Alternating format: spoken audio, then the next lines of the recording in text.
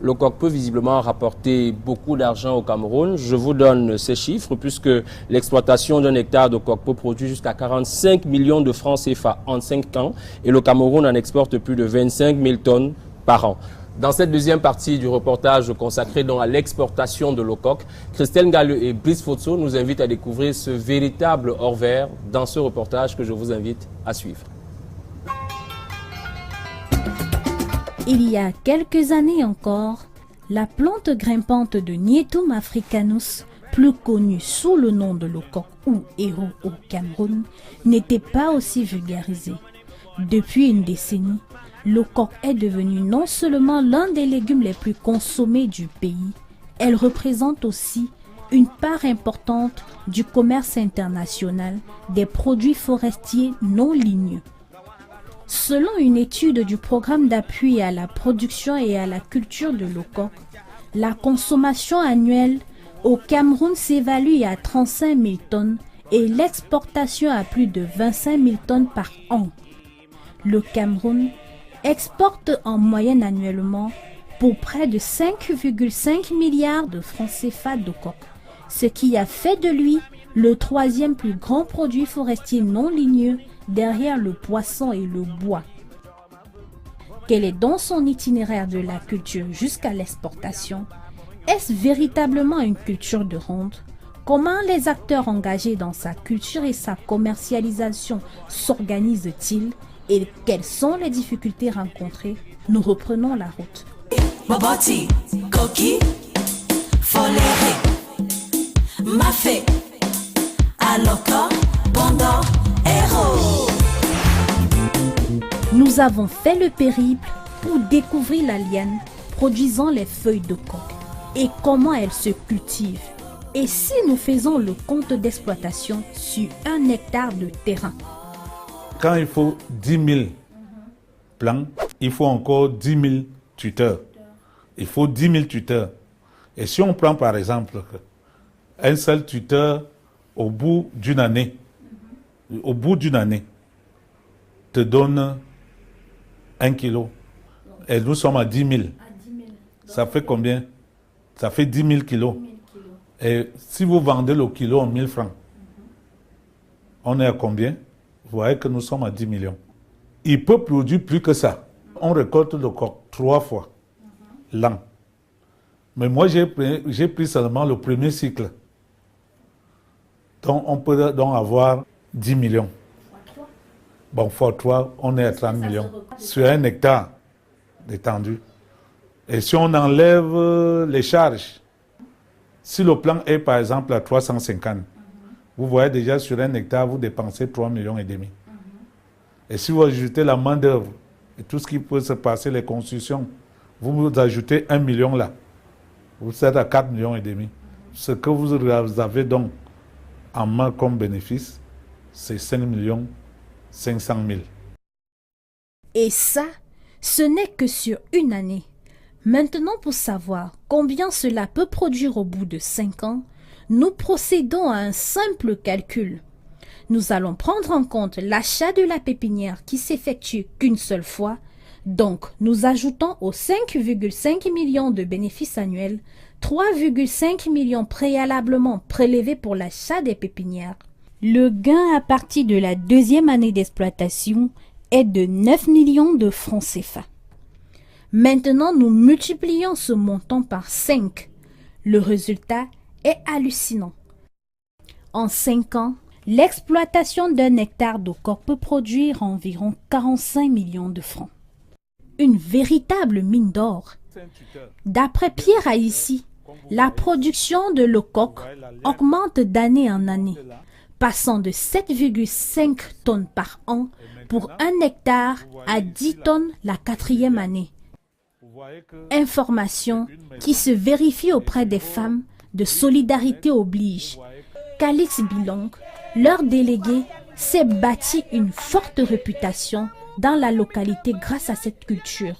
On m'appelle maman encore. Maman encore. Les gens savent que j'ai de l'argent. La récolte se fait ici pratiquement toutes les semaines et sur commande. Solidarité, oh. Nous sommes déjà à combien de paquets? À 100 combien? 55 paquets. On peut évoluer. Allons de ce côté, venez. Après avoir fait pratiquement 7 km de marche à pied pour arriver dans ce champ expérimental de l'association Solidarité oblige de Miwa. Voilà, nous avons fini de collecter les 200 paquets de coques destinés à la vente. Donc maintenant, nous nous dirigeons vers le village Minvoro où les centres de collecte spécialisés nous attendent avec la récolte de la journée. De retour au village, la grossiste n'est pas encore arrivée. Les femmes rassemblent la moisson devant le siège du groupe pour l'attendre. 2 heures plus tard, elle arrive enfin. Après marchandage, l'achat est conclu. Comme je parle souvent à mes femmes, la première des choses pour qu'ils se forment sur le corps. Et rien ne se fait pas sans formation.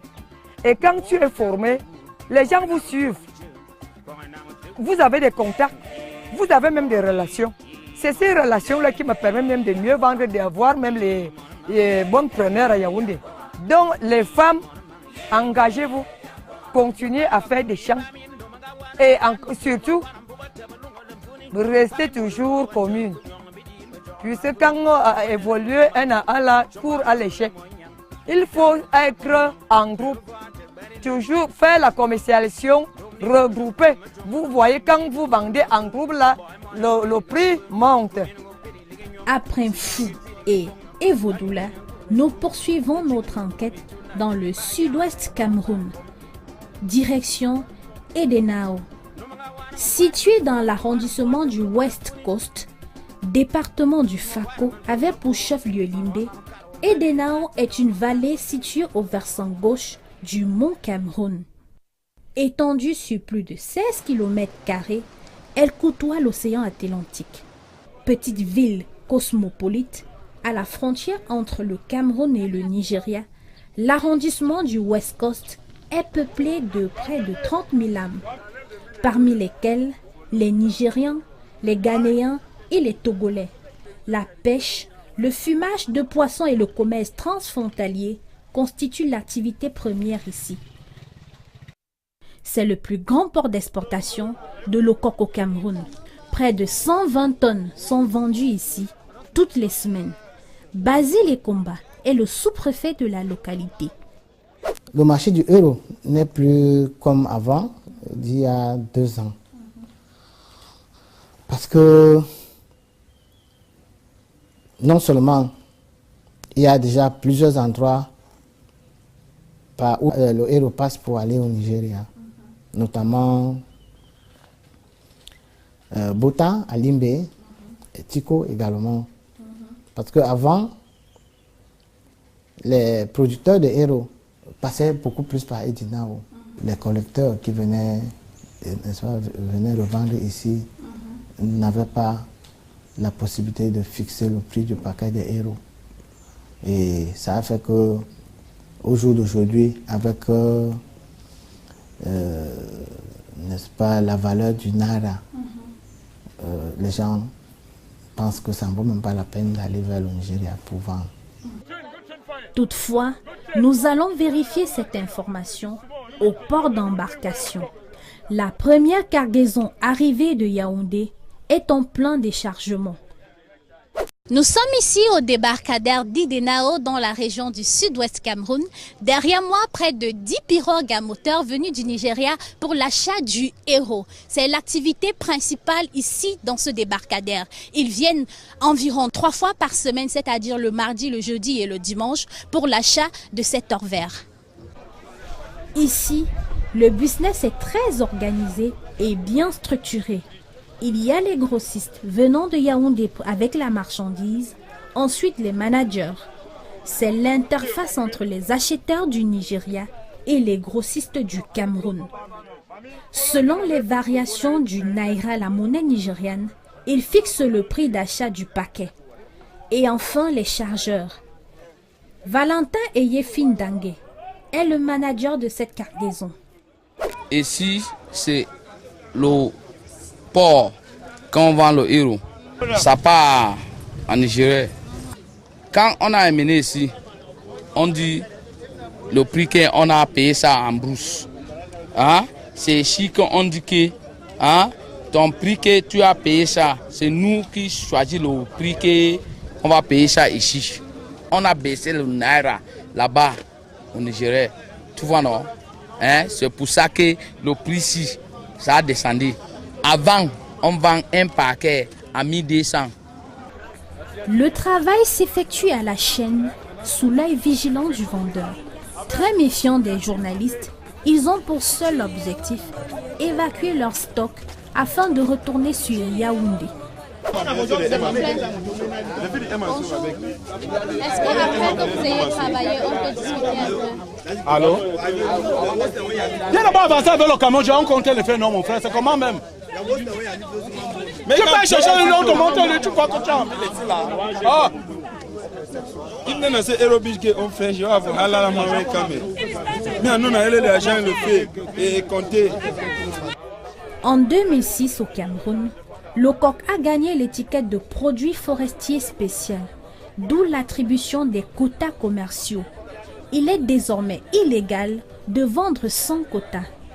Certains grossistes rencontrés à Yaoundé et même ici à Edenao nous révèlent que ces quotas ont été alloués pour la plupart à des entreprises et des particuliers rarement impliqués dans le développement de la chaîne de valeur. Pour participer à l'exportation, ils sont donc obligés d'acheter une partie du quota chez ces personnes sous forme de lettres de voiture.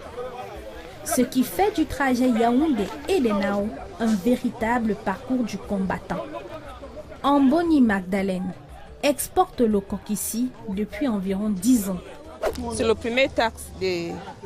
Regarde, match. La monde des matchs. Le premier taxe, on a payé 700 000. Bon, le deuxième taxe, on a payé 800 000. Bon, j'ai déjà payé les troisième taxes. Les troisième taxes, octobre, j'ai payé 100 000. Bon, regarde beaucoup l'argent on paye dans le taxe. Ça va entrer même 4 millions même. Dans le taxe là, il y a des papiers là, on paye. On appelle ça lettre de voiture. On paye beaucoup l'argent. Ce n'est pas bon, on paye comme ça. Bon, le policier, les routiers en route, ils prennent, ils dérangent. Jusqu'à Yaoundé vient ici, peut-être c'est 13 contrôles de routiers, 13 contrôles de police. Calculer 3 000 dans un. Il y a les places là, ils prennent 5 000 même. On peut même 100 000 quelque chose en route. Quand tu ne donnes pas, il arrête les voitures, il demande les papiers de chauffeur. Le héros là, ça chauffe dans la voiture. Bon, quand il dira comme ça, tout donne l'argent là, c'est bon, tout vient vite vendre. Entre les tracasseries policières, la chute du Naira et les managers très rusés, les exportateurs menacent de stopper le business. On a dit, semaine venue, on ne peut pas venir encore, quand ça ne change pas.